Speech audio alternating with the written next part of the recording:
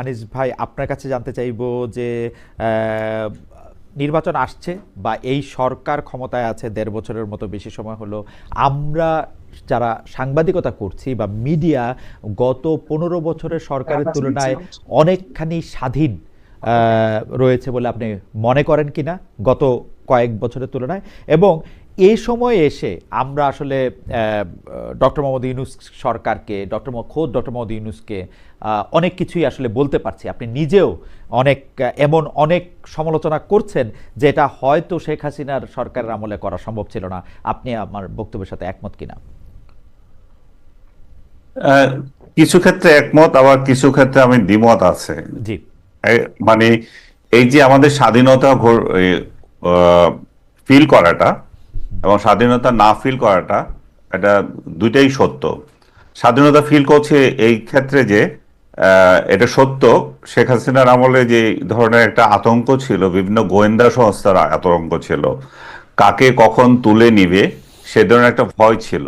সে ভয় থেকে আমরা ওই পরিমাণে যেই পরিমাণে আমাদের ভোকাল হয়ে কথা বলা ছিল সেটা ছিল না।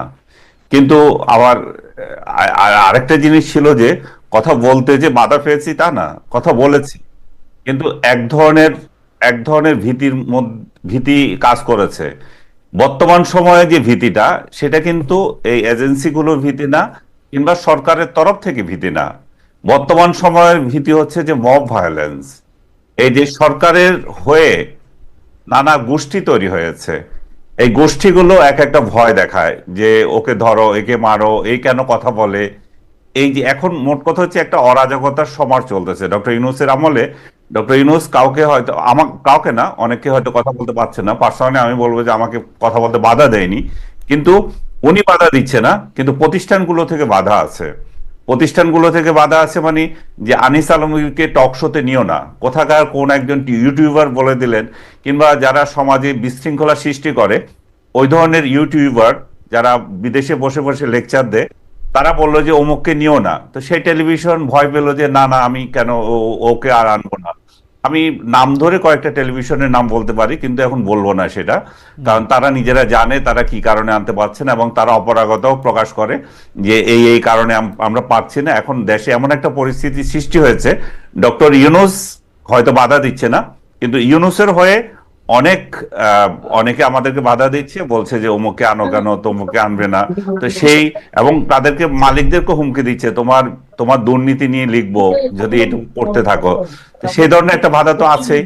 তো সেই ক্ষেত্রে আমি বলবো যে শেখ হাসিনার আমলে যে ধরনের বাধা ছিল, আমরা একটা একটা নির্দিষ্ট গোষ্ঠীকে ভয় পেতাম, একটা নির্দিষ্ট আনিস ভাই, এজেন্সিকে ভয় পেতাম। আনিস ভাই আমার এখন এখন সেই ভয়টা, এমন এক পরিস্থিতি তৈরি হয়েছে যে এখন কে কার উপর কে হামলা করবে কখন, তার কোনো ইয়ত্তা নেই। আনিস ভাই, আমি শুধু এই ব্যাপারটাকে, আপনি বলতেছিলেন যে এখন আর কোনো গোয়েন্দা সংস্থার কোনো ভয় নাই বা গোয়েন্দা সংস্থা তুলে নিয়ে যাবে সেই ভয়টা পাওয়া যাচ্ছে না, কিন্তু আসলে একটা মব অনেক গোষ্ঠী করে যে আপনাকে নেওয়া বা উমুককে নেওয়া তুমুককে নেওয়া সেটা থাকতেছে। এমন কি হইতে পারে আনিস ভাই যে ওই সময় হয়তো মব ভায়োলেন্সের শিকার আপনি হন নাই, কিন্তু আরো অনেকে হয়েছে? এরকম কি হইতে পারে যারা মব ভায়োলেন্সের শিকার, আপনি যেটাকে বলতেছেন সেটা আপনাকে কখনো ফিল করতে হয় নাই, কিন্তু যারা ওই সময় একটু রাইটিস্ট কথা বলছে, একটু ইসলামপন্থী কথা বলছে বা একটু বিএনপি জামায়াতের হয়ে কথা বলছে, এমন কি বামপন্থী হয়ে কথা বলছে, তাদেরকে সাংঘাতিক রকম মব ভায়োলেন্সের শিকার হইতে হয়েছে? হ্যাঁ, সেটা তো অস্বীকার করার উপায় নাই, সেটা আমাকে নিয়ে হয়েছে। হ্যাঁ। আমাকে ছাত্র ইউনিয়নের তথাকথিত বিপ্লবী এখন সভাপতি, সেও পর্যন্ত বলেছে যে একে একে ধরো, একে মারো।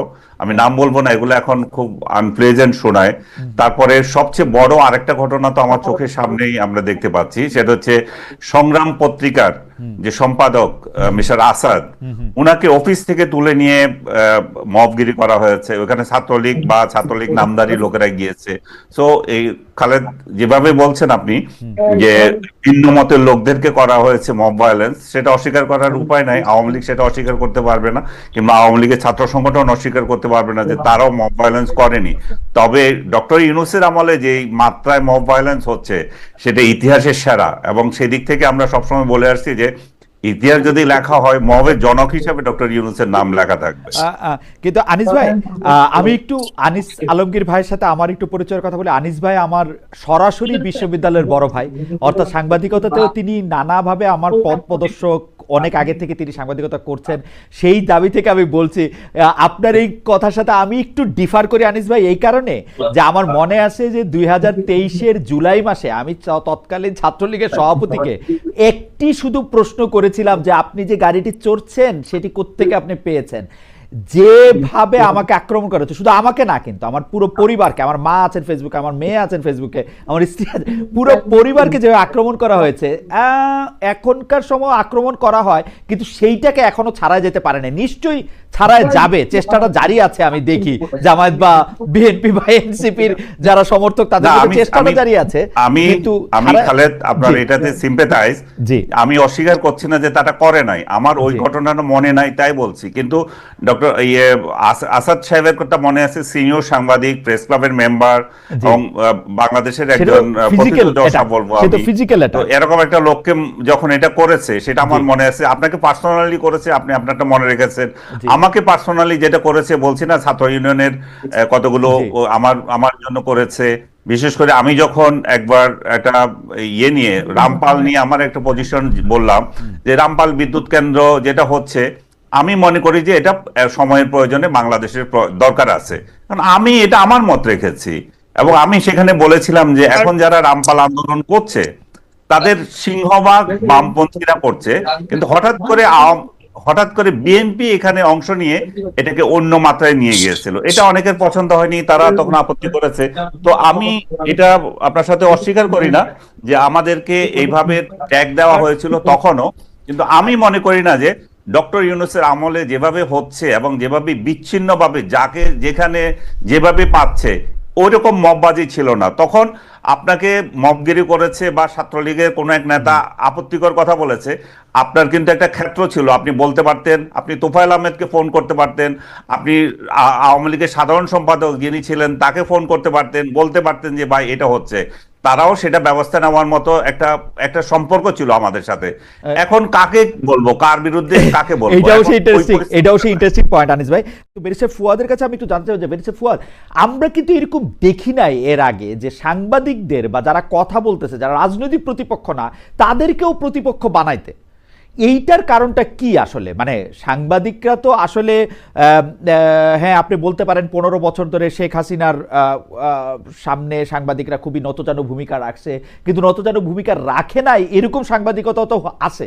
আমি বারবার বলতে চেষ্টা করি, শেখ হাসিনার আমলেই সাংবাদিকতা হয়েছে, যখন সোনা চুরির কথা সামনে আসছে, যখন রূপপুরে বালিশের কথা সামনে আসছে, যখন এস আলমের দুর্নীতির কথা সামনে আসছে, শেখ হাসিনার আমলেই কিন্তু এগুলি হয়েছে। দিনের পর দিন সাংবাদিকরা কিন্তু চেষ্টা করে গেছে। কিন্তু এইটা কেন হইতেছে যে এখন এই সরকারের কোনো সমালোচনা করলে বা এই ধরনের, ধরেন আপনার কোনো সমালোচনা করলেই আপনার সমর্থকরা ব্যারিস্টার ফুয়াদ আনিস আলমগীরকে বলতেছেন যে তুমি হচ্ছে ফ্যাসিস্টদের দোসর।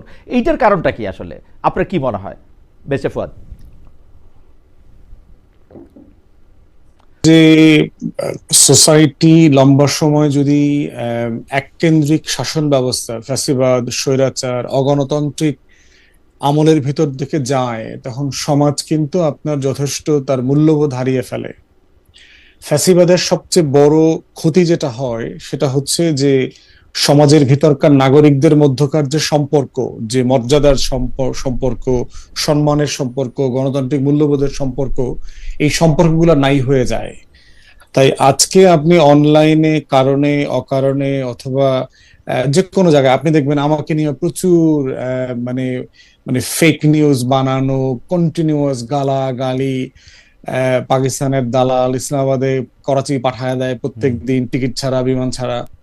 তো এইটা একটা বড় জায়গা হচ্ছে ওইটা আর কি। একটা সমাজে যখন লম্বা সময় গণতান্ত্রিক মূল্যবোধের চর্চা থাকে, মানুষ যখন নিজেদের অ্যাঙ্গার, দ্বিমত, ভিন্ন মত এটাকে ভেন্টিলেট করতে পারে এবং এই ভেন্টিলেট করতে গিয়ে সে কোনো ভয়ের ভীতির মুখোমুখি হবে না, তখন সে সেই জায়গাগুলো ডেভেলপ করে। বাংলাদেশে যে যাত্রাটা শুরু হয়েছিল 91-তে, এইটা এসে হোঁচট খেয়েছে। তো গত 16-17 বছরে যেটা হয়েছে যে বাংলাদেশে সিম্পলি আমরা একটা ফ্যাসিস্ট আপব্রিঙ্গিং এর মধ্য দিয়ে বড় হয়েছি। সাংবাদিকদের কথা আপনি যেটা বলেছেন, যে কথাটা তো আসলে সত্য না। আপনি নিজে চিন্তা করে দেখেন, আপনি কি বাংলা যখন ইন্ডিপেন্ডেন্টে ছিলেন তখন কি আপনি হেনস্থার শিকার হন নাই? আওয়ামী লীগের নেতারা, সাবেক এমপিরা বিভিন্ন সময় কি আপনাকে হেনস্থা করে নাই? করেছে তো। মাহমুদুর রহমান ভাই আমার না দেশের সম্পাদক কিন্তু ছিলেন, কিন্তু ওনাকে হেনস্থা করেছে না? কিন্তু বেরসে ফুয়াদ, আমার দেশের সব বেরসে ফুয়াদ, সাংবাদিক, আনিস ভাই, নয়াদিগন্তের বেরসে ফুয়াদ, সাংবাদিক। বেরসে ফুয়াদ, আনিস ভাই যে কথাটা বলতেছেন, যেমন ধরেন আমাকে হেনস্থা মানে কি, 2015 সালে শেখ হাসিনাকে ওই প্রশ্ন করার পরে আমাকে আর কোনো কিছুতে দাওয়াত দিল না জীবনে, এটাকে আপনি হেনস্থা বললে হেনস্থা?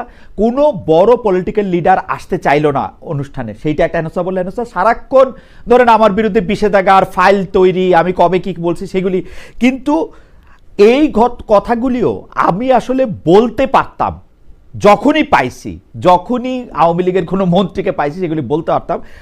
আনিস ভাই যেটা বললেন, এখন কেউ বলার কোনো জায়গা নাই, মানে কারে আপনি বলবেন?